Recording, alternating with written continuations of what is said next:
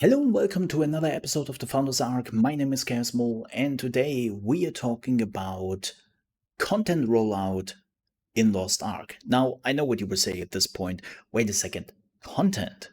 Didn't we talk about content before? Like, I'm pretty sure there was an episode where we actually talked about content. Yes, we did talk about content. I'm actually remembering that, so it's not that bad. But I'm not really talking about the content itself. What I want to focus about is a little bit of the content rollout, because there are a lot of indications here for the Western release and a lot of things which are questionable. I have a lot of questions. So the content has been rolled out starting in South Korea because, well, that's where the game originated from and where the developers are sitting. So South Korea is always getting the content before everybody else is getting it. So far, so simple. The problem is more like it seems they are not really coherent how they are pushing out the content in other regions, like where China has been pretty much on the level what South Korea did. Russia, the version I'm playing here, by the way, in the background, has been very different in that regard.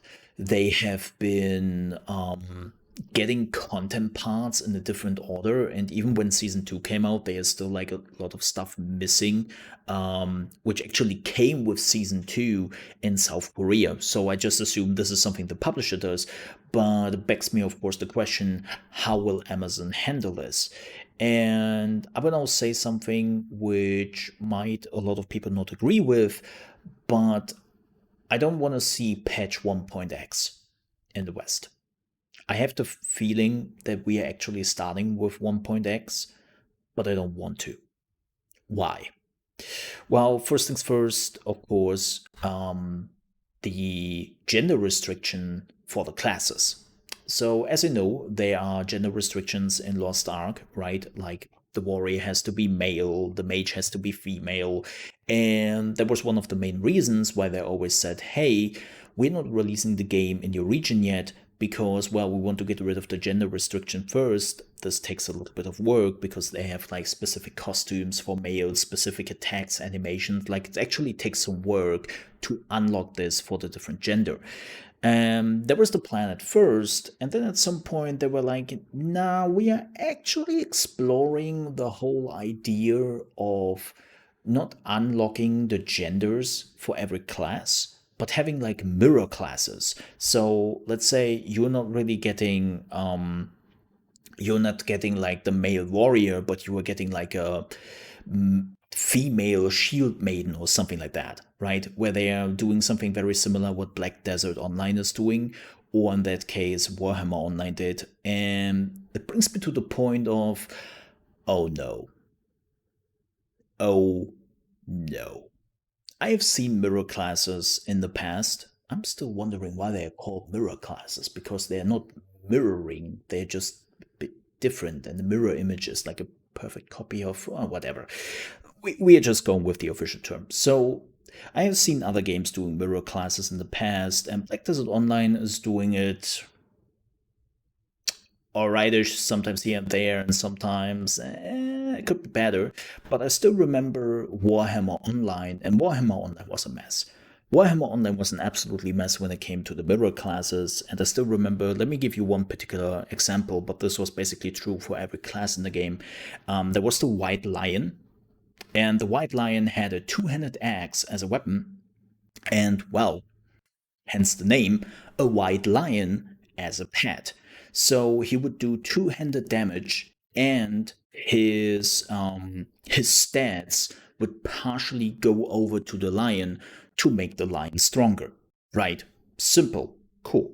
On the evil side of the game, there was the Chaos Barbarian, and the Chaos Barbarian was the mirror class of the White Lion, but was very different. He had a one-handed axe, and instead of a pad, he could transform his right arm into a mutation, like a tentacle or an axe or a sword or something like that.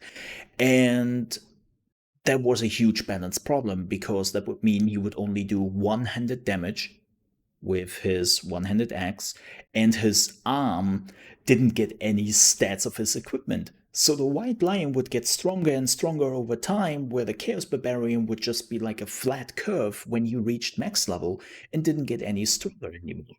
And it was like, how could this even happen? Like, how was somebody looking at those both mirror classes and was like, yeah, you know what? Yeah, this is fine. This is good. It's like, no. And of course, this was happening, unfortunately, for a lot of classes in Warhammer Online. And mirror classes have been since then something I am skeptical about. I'm not saying that developers cannot do it. And of course, Warhammer Online is one of those worst examples. Like, it's literally the worst case scenario they sometimes did with the classes. But even like Black Desert Online has their own issues and their own problems. So, and it also takes much longer. Like, keep in mind, when they are not doing mirror classes and we just unlock the gender for that particular class, they didn't have to do as much as they would do like for a completely new class. And I also think that Lost Ark already has like a good amount of classes, so we don't really need to just flood the gates with even more of the same class, right? So I'm like, don't, I'm not sure if that is the right way to go. And of course, as I said, this is not even live yet in South Korea, and that is coming with Season 2.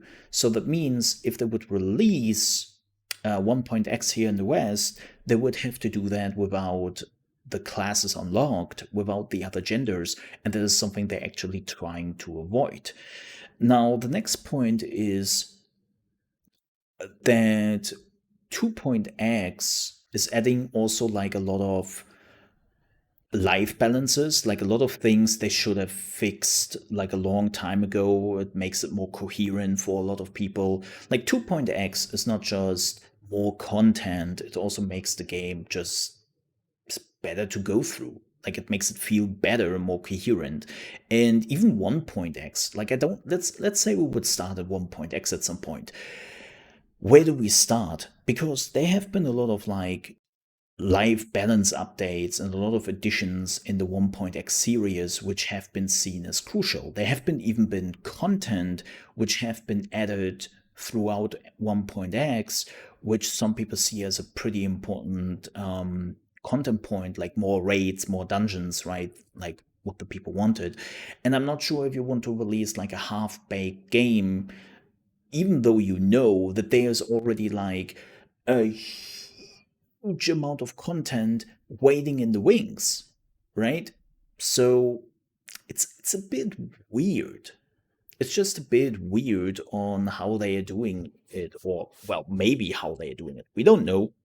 We really don't know, so we have to actually see what they will do. But I hope that they're actually skipping 1.x. And I know people will say, nah, I actually want to do them 1.x because they're adding some really cool content on top of it with 1.x, and I don't really want the people miss out on 1.x content, which they would probably do if they would just jump into 2.x, because A, content gets removed, or B, when it comes down to equipment, like, you don't really have to sit down in 1.x anymore, you're just going for 2.x equipment.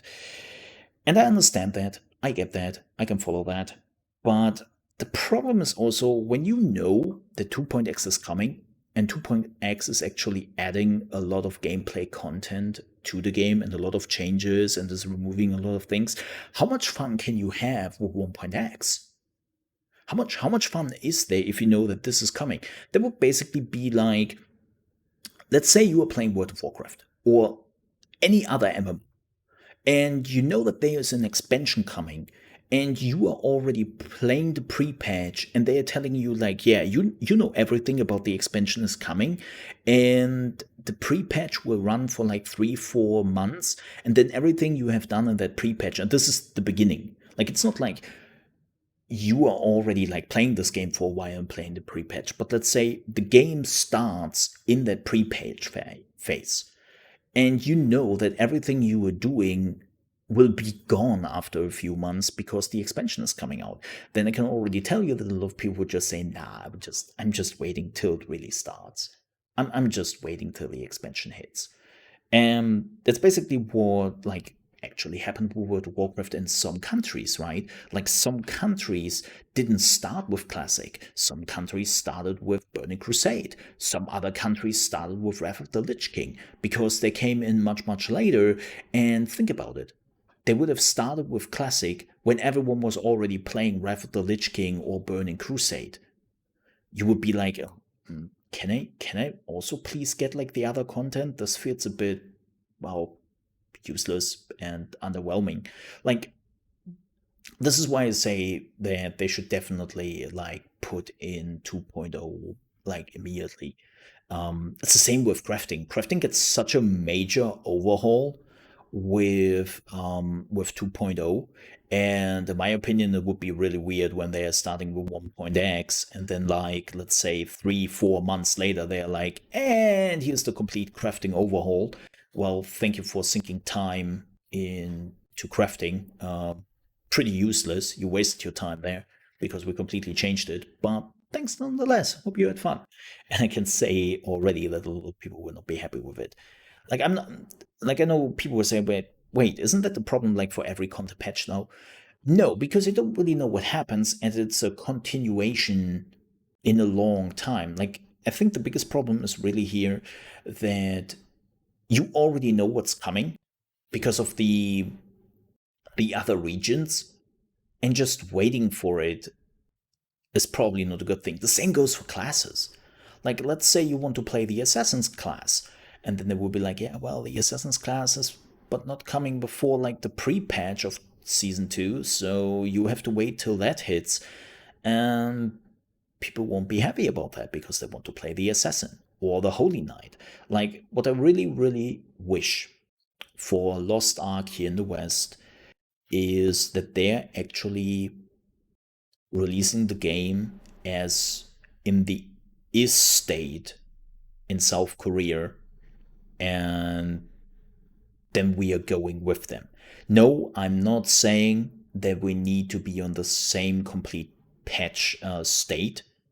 So I'm not saying that when South Korea gets a patch, we have to get that patch at the same time. Like I can understand that it takes like another 2 weeks or even like a month or something like that before we are getting the patch in the West. Like that is completely understandable and fine, and that's not what I'm saying here. What I'm saying is I would love to see us start out at the same patch level as in South Korea and then just follow them.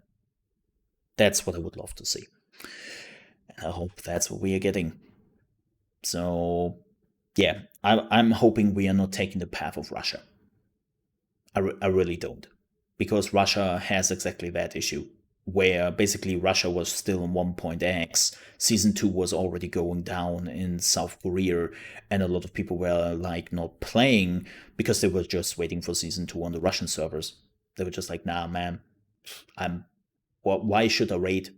Why should I do like the dungeons and the grind for the equipment when I know that like in 2 months or so everything will be useless because of Season 2? So why putting in the time? And that's the last thing you want as a developer, right? Like you want that the people are playing and not just waiting all the time.